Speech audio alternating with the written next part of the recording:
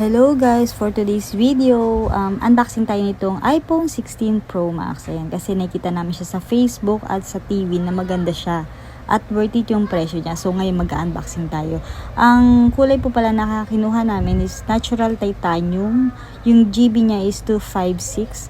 Ayan guys, yung cable pala niya, hindi na siya lightning cable katulad sa ibang iPhone. Ano na siya, Type-C na siya both side, tapos yung tela niya hindi na rin siya leather, para siyang sintas ng sapatos.